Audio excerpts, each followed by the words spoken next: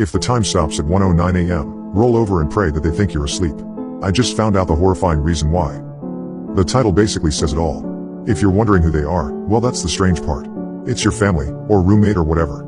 I've never heard of this happening before, so I'm not sure what I can really do about it. Other than pretend I'm sleeping, of course. That's the only thing that really seems to keep them docile. Let me explain what's been happening in a little more detail. This has been going on for the past 3 nights now. I knew something was strange around the neighborhood when my neighbor got exposed for eating out his own family. I didn't really think much of it the first night, because I honestly thought my family was pulling some prank on me. That is until last night, when I was attacked by my wife. The first night was a pretty early night for my wife Kelsey, and my twin boys Eric and Aaron. All of us were out cold by 9 p.m. We had a pretty long day of splitting wood to stock up for the upcoming winter. That night I woke up to an odd silence in the house. Like everyone had left and I was alone in the house. I grabbed my phone and checked the time. 1:09 a.m. I rolled over just to check if my wife was still sleeping, and when I found the bed empty I sat up and looked around. The house was pitch black other than the hall light by my boys' room we left on, and with that dim light I could see 3 shadows cast along the hallway wall as my bedroom was left open. "Kelsey?" I groggily called out. I could see all 3 shadows twitch at the sound of my voice, like they were startled.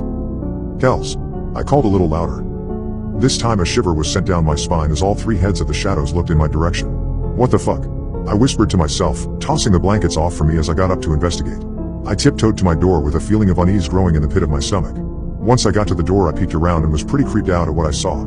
Kelsey and the boys were standing still as statues with their bodies turned towards the boys' room, their necks however strained to stare directly at me. Huge smiles that looked painful to maintain plastered on all of their faces. "What the hell are you guys doing?"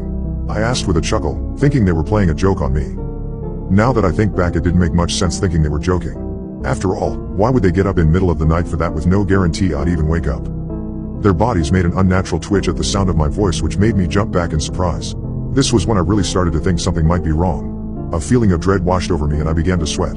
Then the sound of the clock on the microwave beeping as if it reset rang through the house made me jump in the air as I let out a startled yelp. My boys turned instantly and walked back into their room, Kelsey doing the same. Her smile disappeared and she walked by me like a zombie and crawled back in bed, snoring as if she were sleeping the whole time. Confused as hell I walked back to my side of the bed and checked the time on my phone. "What the?" I said to myself as I noticed the time. 1:10 a.m. No way, only a minute had passed since I first woke up. It had to have been at a very minimum of 5 minutes. Still though, I shook it off and got back into bed, deciding to bring it up to Kelsey in the morning. The next morning I woke up and everything was back to normal. I could hear the boys playing in the living room and smelled bacon and eggs as Kelsey cooked breakfast. I got up and walked out with a smile as I remembered their little joke from the night before. "Good morning, pranksters," I said with a laugh. They all stared at me with a confused look on their faces. "Huh?" my wife finally said. "Last night? All of you standing in the hallway smiling at me? Gotta admit it was a good one, creeped me out a little bit," I said, shaking my head. "Ryan, don't even joke like that. You know those creepy smiling people stories freak me out," Kelsey scolded.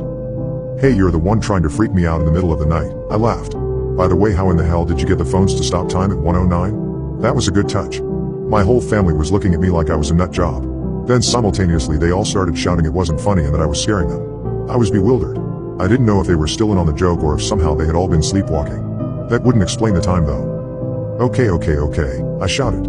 "I must have been having a damn dream, Jesus Christ. Don't freak out on me, damn." I turned and walked back into the room more confused than ever. I knew I wasn't dreaming. Were they this serious about their little prank, or did they really not remember? Either way, I figured I'd settle it that night. I'd simply record them with my phone if they tried it again. That'd ruin their little joke pretty quick. Satisfied with my plan, I went about my day. The boys helped split and stack more wood while Kelsey did some running in town. Before I knew it, it was nighttime again and we were all in bed. I made sure to have my phone charged and right next to me, ready to catch them in the act. Once again I woke up hours later. That same eerie silence filled the house. This time my adrenaline started pumping as the feeling of dread hit me like a ton of bricks. I grabbed my phone and lit the screen up. 1:09 a.m. I tried to switch it to record, but my phone was frozen. "Fuck," I yelled. I looked over to the hall and seen the same shadows as the night before. This time, a little closer. My blood ran cold as I noticed out of the corner of my eye that the TV was left on, but the picture was froze. It seemed all electronics were froze or something, adding to the creepy feeling that engulfed my body. I got up once again and tiptoed to the door. I peeked my head around and had to cover my mouth to stifle a yelp. Kelsey and the boys were standing facing me directly this time, only somehow their smiles even bigger than before. Now that they were a good 5 feet closer, I could see just how wide open and bloodshot their eyes were. When I moved my hand to cover my mouth, all 3 of them took a giant step forward. Naturally, I took a step back. They mimicked with another huge step forward. This time, since Kelsey was bigger than the boys, she stepped ahead. She was now maybe 3 to 5 feet away, her eyes opening even wider, as she looked extremely excited. I turned around to jump back in bed, and as I did so I heard loud booming as they gave chase. I felt huge blows hit my back, far harder than any of them should be able to inflict. What the fuck? Ow, I shouted as my back ached from the impact. I was now in bed and I yanked the covers over my head. Childish, I know, but hey, I wasn't about to strike my wife. Thankfully, as I laid still, the blows stopped and I heard heavy breathing from what I assumed was Kelsey, only it sounded way too deep and raspy. Then the breathing stopped altogether and silence filled the room. "I know you're not asleep," she whispered so fast I barely made out what she said. Just then the beeping of the microwave filled the house and the TV resumed. I heard the sound of soft footsteps leave the room as the boys went back to their rooms, followed by pressure next to me in bed as Kelsey climbed back under the covers. I quickly grabbed my phone and checked the time, 1:10 a.m. This didn't make any fucking sense. I did my best to go back to sleep, but needless to say, I didn't sleep much. I tossed and turned as I tried to figure out what in the hell was happening. I tried to figure out what steps to take next. The only thing I could think of was to pretend I was asleep next time, since my lack of movement seemed to stop the blows. If they thought I was asleep altogether, maybe they'd just stand creepily in the hallway? It was worth a shot, I guess. I'll update tomorrow and let you guys know how last night went for me.